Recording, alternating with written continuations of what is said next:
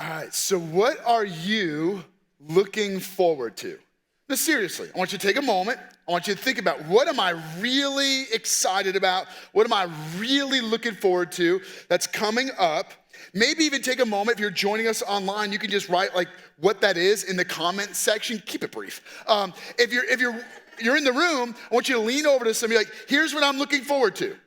You can do it real quick. What are you looking forward to? Hopefully you have something that you're looking forward to. Go ahead, you're allowed. You can whisper in church. I mean, Spencer's got you laughing and cracking up. I can get you to whisper at least.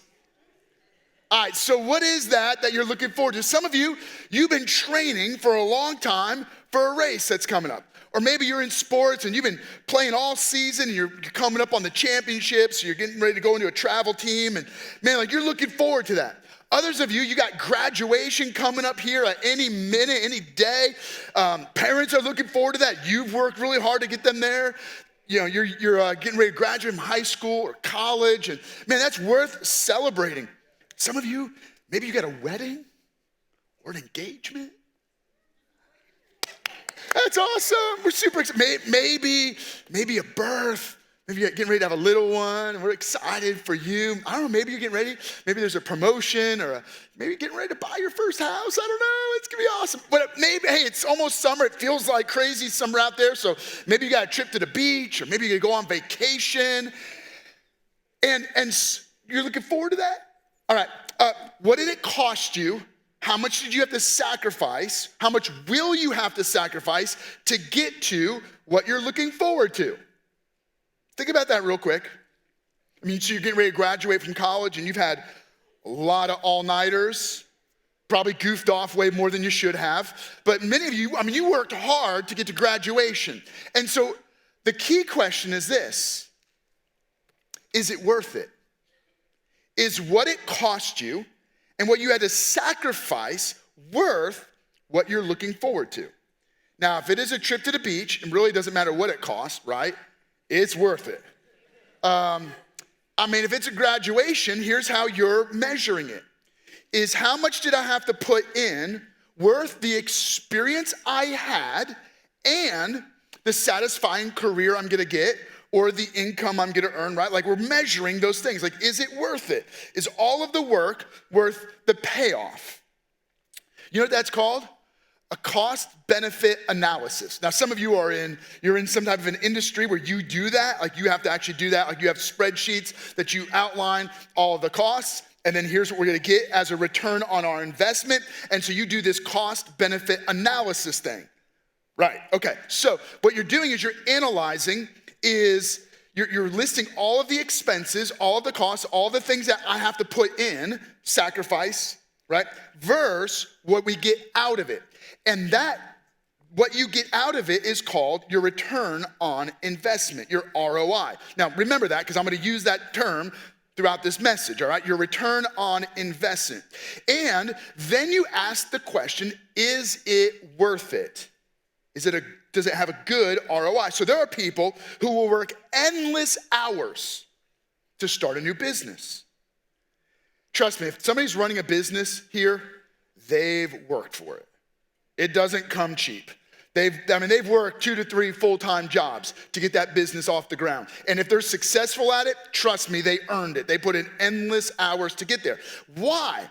Because whatever their business is, there's either a hope of some financial return on investment, or maybe they love the idea of being able to work for themselves, or maybe it's just they're philanthropic and they love the idea of earning to give it away, or maybe it's a nonprofit business and they love kind of the service that they're able to provide, right? Like there's some return on investment. And so the key question for you is what you're looking forward to worth what it costs and what you have to sacrifice to get there? And interestingly, Jesus used this idea of a cost-benefit analysis to show you the ROI of heaven, to show you that it's worth it. So Jesus, as he was approaching his death, he was approaching the cross, he predicted that he was going to be put to death. And as he was approaching it, his teaching shifted. He started talking a lot about death and the end times and judgment and what comes after death. And in that teaching, he shared stories about heaven. And they would start with something like this. Matthew chapter 25, verse 1 says, at that time, the kingdom of heaven will be like. And then he would tell a story about the kingdom of heaven. Now, let me be very clear with you. The kingdom of heaven is not just some faraway place. It begins in you. Jesus, when he's teaching about the kingdom of heaven, he'd always say, like, the kingdom of heaven is like a seed in us. So the kingdom of God begins to grow before we even get to heaven. And then he would explain what the kingdom of heaven is like. Now, the challenge for you and I is we're very much like the followers of Jesus and the crowd that would hear Jesus speak, because Jesus had to explain it because we have a wrong view of it. So I'm going to invite you to join in my imagination of what heaven is like from my world, how I grew up. Now, it's not like my parents told me this. It's that you and I grew up seeing pictures of heaven. So we're going to throw it up on the screen. Like the most famous ones, like literally the Sistine Chapel. Which, I mean, if it's in the Vatican of the Sistine Chapel, it's got to be right. I mean, right? And so the Sistine Chapel, right? Here's our picture of heaven. Little fat cherubs with hardly any clothes on, floating around awkwardly. And everybody's wearing white flowing robes. That's weird. Some of them have halos. Some don't. Some are lounging on clouds. But no one's doing anything cool. Like half of them are sitting around Indian style, the throne of God. Was he telling a bedtime story? It's weird. And there's like elevator music in the background. And off somewhere in the distance, you can hear a choir singing a hymn. Like, no offense to hymns, right? Like, I grew up singing hymns, love hymns. But like, if that's heaven, I got gypped. I'm gonna say it right to God. Now, I'll probably get struck dead. I don't know where I'll go then. I don't even have theology for that.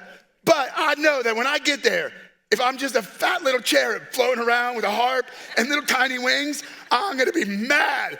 I'm like, God, that's not right. Come on. You know why I'm telling you that? Because I want to talk about ROI. Because that ain't worth it. And you know it. No, you know what we would rather do? We'd rather just stay here because it's familiar. And it's at least more fun than that. Like, I have a bucket list of all the things I'd love to see, places I'd love to do, places I'd love to go, and things I'd love to accomplish. And if you gave me eternity here, man, I'll guarantee you I could do a whole bunch of those things. And if I had eternity, like, I wouldn't care about all the rest of it, right? Like, just focus on all the cool stuff. There's this reel that a lot of different people share on social media, and it has in the background the lyrics of a song, "Oh Lord, when I die, I want to live on the outskirts of heaven." And then it's a country twangy song, and so it says where there's dirt roads for miles, there's hay in the fields, and there's fish in the river. And it kind of like unpacks this idea of like, when I die, I want to go to a place that's just a little different than the Sistine Chapel picture. I mean, I want it a little bit different. I want to live out in the country. I want mountains. I mean, I don't know, some of y'all, I mean, this is Washington County, so we got a little bit of cosmopolitan, urban, metropolitan, and we got a little bit of country. All right, so like some of y'all, when you think of heaven, it isn't cherubs and harps and choir voices and elevator music. It's something different. And so I don't want you to picture what your version of heaven will be. I want you to get a picture of the real heaven. Jesus tells this story earlier in his teaching, Matthew chapter 13, verse 44. Interestingly, as Jesus is teaching, Matthew records that he uses the phrase, the kingdom of heaven, 33 different times, always to give us an ROI of heaven. And his point is, it's going to be worth it. He says this, the kingdom of heaven is like a treasure hidden in a field. A man's out there working in the field and bam, when a man found it, he hid it again. He didn't want anybody to know it was there. Then in his joy, he went, sold all he had, and he bought that field. You want to know why?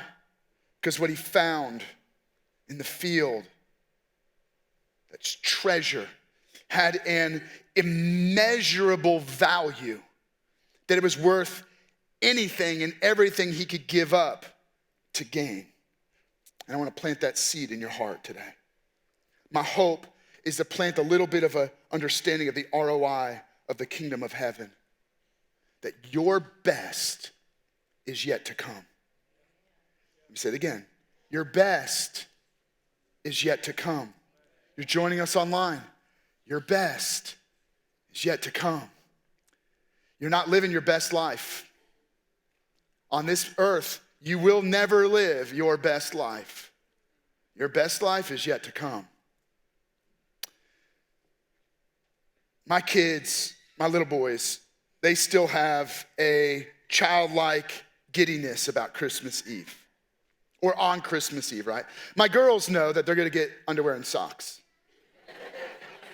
So there's like less excitement, right? They're gonna get what they asked for. They already know what's coming, right?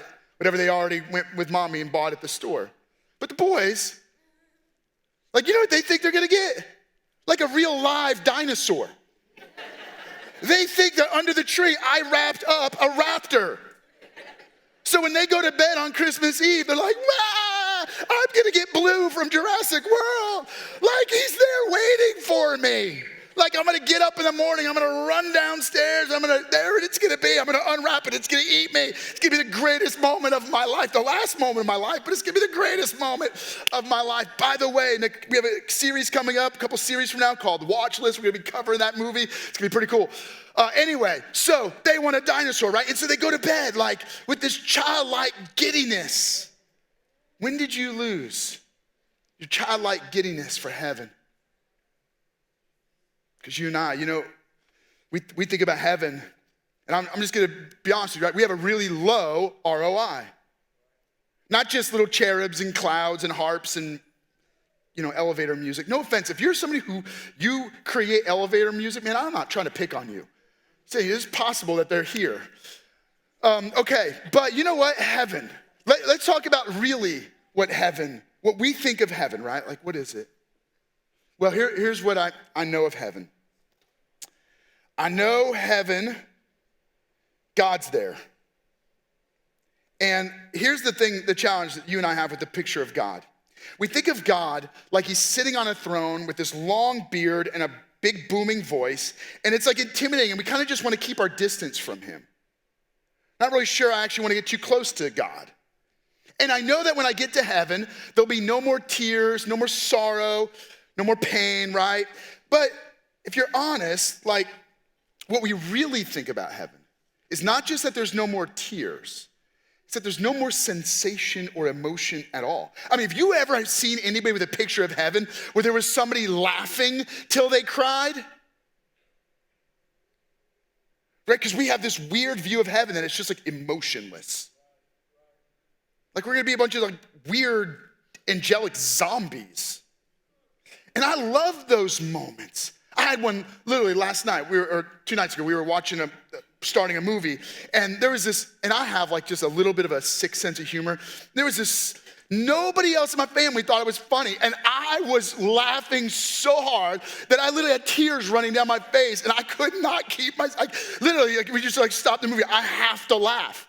Like I'm the guy, like, I'll rewatch that clip over and over and over. Like it was, and I know you're all wondering what it was. You don't even want to know. I thought it was funny. But heaven, oh, you don't get any of that. No, you know what? Heaven's no more pain. But if there's no more pain, there's probably also probably no more pleasure, probably no more passion. No, the people who are all into pleasure and passion, you know where they went. Nope, God forbid there's any of that in heaven, right? So no, like we have this picture of heaven that it's just like this stoic, boring, dry place. That the only reason why we want to go there is because it's the alternative to hell.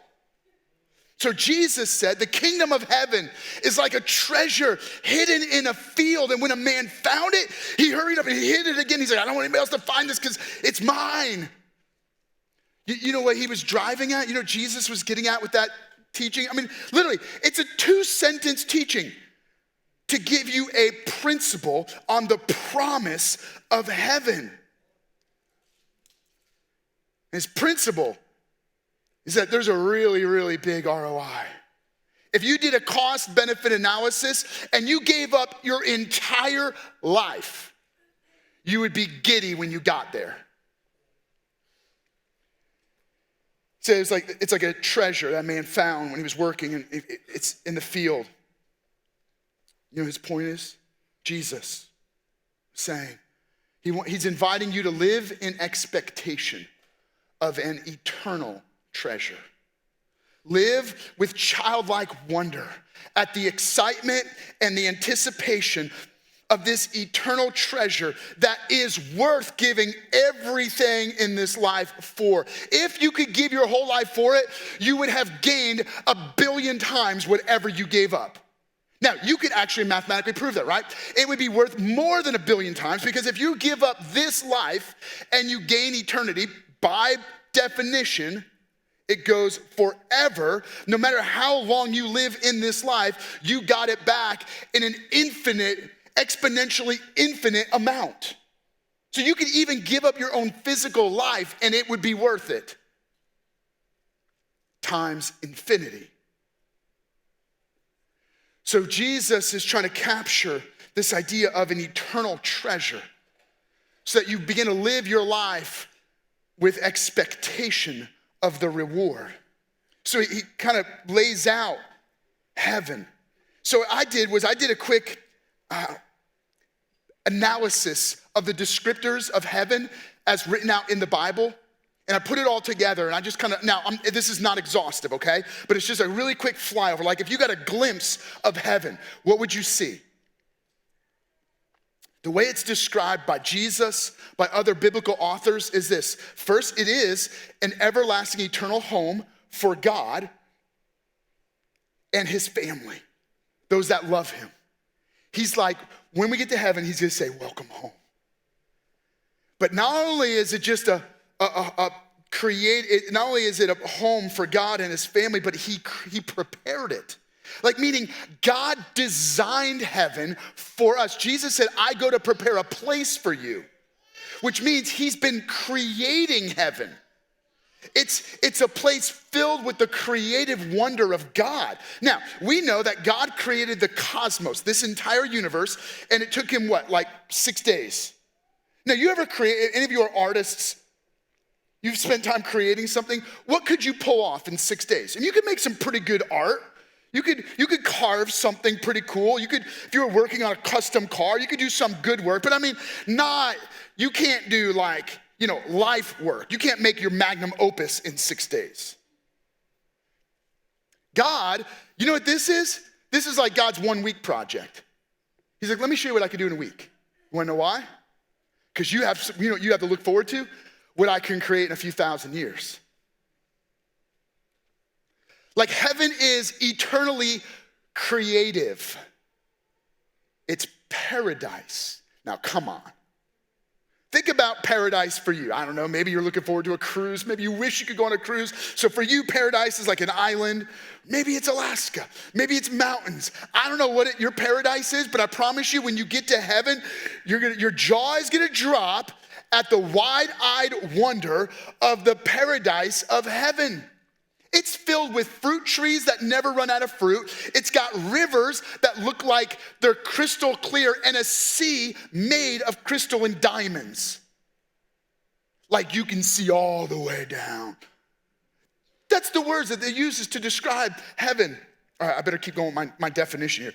He says it's a new heaven and a new earth to replace the old and corrupted heaven and earth that we experience. Meaning, the best of this is just a little foretaste of heaven. There'll be a whole new heaven and a whole new earth. And in it, it's gonna be not only paradise, but it's gonna be a government reign of peace, because God will rule. And God's not ruling as a tyrant. God's not being voted in. God's not up for re-election, so there's not gonna be any more politicking. That right there just feels like heaven.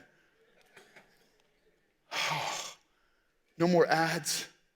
No more arguments, no more partisanship, just heaven. Peace, a reign of peace, because God will be protecting his own. God's looking out for you. He's keeping you from evil and abuse and hurt and hate and violence and division and disunity. So heaven is that place of unity and hope and goodness and healing and restoration and all things right and good. In the center, it says there's a gleaming city. So if you want the urban life, it's available to you. If you want to go visit downtown, you can go check it out. And when you show up, you're going to walk in, there's this gleaming city. And the way that authors describe the city is they use the best stuff of earth to show us the common stuff of that city. Let me illustrate for you, right? Like, what's really valuable on earth? Gold. You know what gold's like in heaven? It's like asphalt. Now, do you really think when we get to heaven, like streets will be paved with gold? Or is it helping us to understand that the most precious, valuable things on earth are the equivalent of asphalt in heaven? Do you know what doorknobs in heaven are made of? Diamonds. Doors? What do we make doors out of? Metal, wood. You know what they're made out of? Full-size pearls. Now, y'all never seen a pearl that big. Like the entire gates of this city, just one big pearl. What, is it gonna be a pearl? I don't know. Are the gates of heaven really pearly gates? I don't know. What I do know is he's trying to get you to understand that if you have a pearl necklace, you know what you really got? Like wood. Like it's not that big of a deal in heaven. You're gonna get there and you're gonna be like, asphalt. That's the point. You know what they use for bricks in heaven? Like rubies and emeralds, all the gems. It says that the foundations of the city are made with gemstones. The equivalent of rubies and emeralds and all that in heaven is like concrete. Like it's not that big of a deal there. You get it, right? And where is God? So I said, we have this picture of God, like, I don't know, keep your distance. The way that you get a picture of God is think about a moment where you had an encounter with God.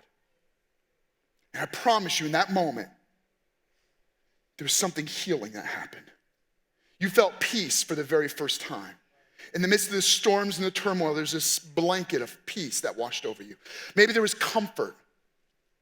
Maybe you were walking through a deeply grievous season and God just comforted your soul. Maybe you were in a moment we were singing, we were celebrating, and you had joy for the very first time, hope for the first time. That experience with God, but for eternity, where God's presence is like a blanket warming your soul. God is the light of heaven. There's no need for a light in heaven because the darkness is pierced by the light of God's glory and his presence. Not something you want to escape from, but something that you're not even sure whether to like start jumping up and down like my kids if I actually got them a raptor. Like, are you kidding me? Or you don't know if you want to just fall down on your knees in awestruck wonder. God, your glory. Like you and I, we love those moments. You're not terrified. Like, those aren't bad moments. You know what a little glimpse of that is? I remember hiking the Grand Canyon. You walk up to the Grand Canyon. And I'm a little scared of heights. But I have this weird tension where like I can't help it. I think I might plummet to my death, but like I've got to get close to this awesome scene that is nothing more than a little taste, a little glimpse of heaven. And that's what I want to stick in your heart. Listen to me carefully. The very best of earth is a tiny taste of the feast of heaven. The best you can picture, the best you can experience, the best you can imagine on earth is one tiny little bite of the buffet of heaven. I hope that gets inside of you. There is nothing you will ever experience on earth that will ever be better than heaven. What's better is coming. The best is yet to come. So how do you live? You live this life with an expectation that the best is yet to come. You live in expectation of an eternal reward. And so now it shifts your thinking. You recognize, wait. Jesus said that the man sold everything in order to buy the field, just to buy the place where the treasure is. And that it's not that you're trying to work for it. It's not that you're trying to earn it. It's this idea that you would give everything up to gain it. But what do you give up? You and I can't give anything for eternity. God gave everything for us. We don't deserve it. We don't earn it. We don't work for it. In fact, you and I, we had a one-way ticket to the other place. So Jesus intervened. Jesus stepped from heaven to earth in order to give us kingdom of heaven. He took on our sin judgment, right? Sin is what separates us from relationship with God and sentences us to an eternity far from God. So Jesus intervened in our story to rescue us from eternal ruin, to give us the promise of a kingdom of heaven and relationship with him. So when you come in a relationship with Jesus, it's the kingdom of heaven in you. Paradise planted in your heart. If you are far from God, I promise you, God is not far from you. He's been pursuing you and he wants to plant his kingdom in you, because as God's kingdom grows in you, you begin to live in an expectation of that eternal treasure. And then it shifts how you live today. How do you live differently when you begin to think about heaven the way it was meant to be imagined? Well, the story goes like this. It says this, when a man found it, he hid it again. And then in his joy, he went and sold all he had and bought that field. What's the point? This life is an investment when your best is yet to come. When you know that your best life is not in this life on earth, you live this life as an investment for the life to come. Again, does that mean you're trying to earn it?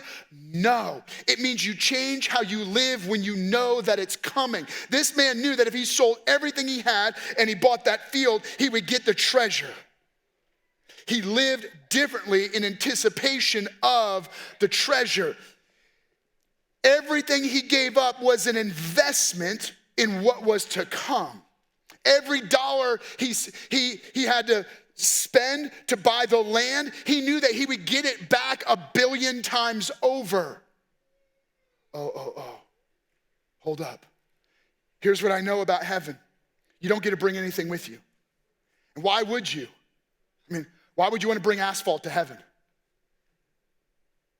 Why would you want to bring a doorknob to heaven, regardless of how big that doorknob is? Kind of weird. Some of y'all wearing doorknobs on your finger. I know, I got my wife one for our 20th wedding anniversary a couple years ago, and in heaven it's doorknob. It's gonna be awkward walking around with it anyway. Here's the point. You don't get to bring anything with you, you send it ahead. Everything you get, you can only give it in order to gain it. Right? Like it's what you give away here that is stored up in eternity. And it's not stored up the way we store it up. It's transformed into an eternal reward. It's an investment. So some of you right now, you should start doing the cost-benefit analysis and say, wait a second, Patrick, you're saying that if I'm generous to the church and to God and to eternity, it's morphed into something that has 1 billion times over return on investment? Yeah. If you give your life on earth 1 billion times over and beyond in eternity, you sacrifice to serve others, you get it back in eternity. You suffer and endure persecution for the sake of God in this life. Oh, you're never gonna get gypped. I promise you, when you get to heaven, you are not gonna go, God, you've got to be kidding me. I'm getting gypped. I promise you. So you need to flush that out of your heart. Flush that out of your thinking. If you're looking for the ROI, you're gonna get a great return on investment beyond your wildest imagination. And so I wanna invite you into a new way of living, where you begin to live with eternity in mind. You begin to live in light of the kingdom of heaven. You begin to live your life as an investment for the best that's yet to come. I have one of my favorite quotes. I have 2 all-time favorite quotes. I'm gonna give you one of them. This one is, let me read it to you. I wanna stand before God sweaty, tired, and broke, because I invested my life and resources in the kingdom of God and for the benefit of others. You ever meet there's those people that you meet, and they so believe in heaven that they captivate you? They so believe in God that the way they live is just different from everyone else. And you're like, I want what they have. What they have is what they're looking ahead to. It's a faith in eternity. My hope is that I give you that kind of a life example. That no matter what you gain in this life, it's nothing compared to what you have in eternity. So let me give you a little picture. It's a picture that I keep in my brain. Imagine your net worth. And I know for each one of you that's gonna be very different, all right? But it's your net worth, it's everything you have. If you emptied your 401k and all of your accounts, you sold your house, like what this guy did. You sold everything. You went to a hotel because you have a one-night stay. And you hired an architect, and you began to hire the best contractors, and you renovated, tore out anything that was cheap. I mean, you got the best bed and the best sheets and the best mattresses and the best pillows. You got a gold toilet. And you renovated that hotel for a one-night stay. How many of us are living like that? We're taking everything that we've acquired for this life, which is so temporary, a one-night stay. And then we're gonna be gone. Now, you know what I'm gonna do? Forget the hotel stay. I'll sleep on a cot for one night. I'll sleep with a rock as a pillow for one night. In fact, some of you, that sounds like fun, right? Like, let's go backpacking. I'll do anything for a night. If after that, eternal paradise, stop investing your life in a one-night stay in a hotel. Give your life to what matters forever. And you know how you respond. This should not feel like a burden. Like, I don't have to sell you on this. You know what the guy did? Jesus says this. Then in his joy, he went and sold all he had and bought the field. Why? Because he knew what was coming. You can't take my life. I give it. You don't have to ask me for my finances. I give it. You don't have to tell me to suffer. I'll give it, God. Because I know that there's nothing you're taking. Everything you ask of me, you will give infinitely more than I could ever think or imagine.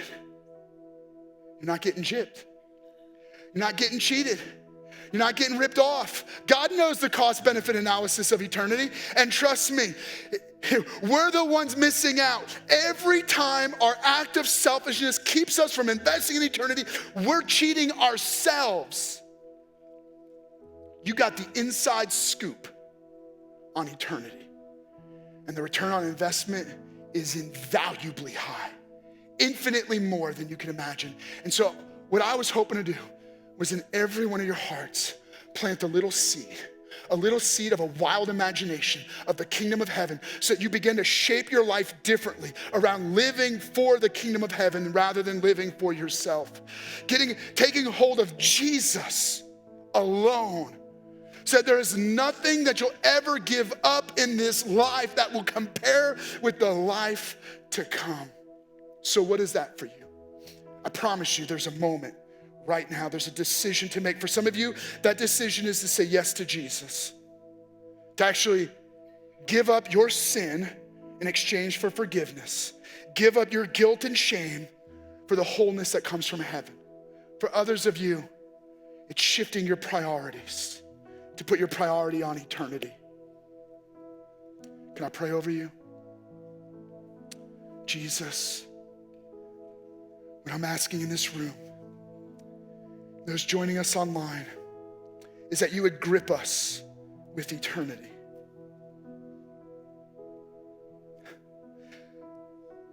Tattoo eternity on our eyes, so that when we open our eyes, what we see is eternity. Imprint in our hearts the priority of the kingdom of heaven. God, loosen our grip on the stuff of earth, and grip us with the promise of paradise. What we want is you, Jesus, and you alone. In Jesus' name.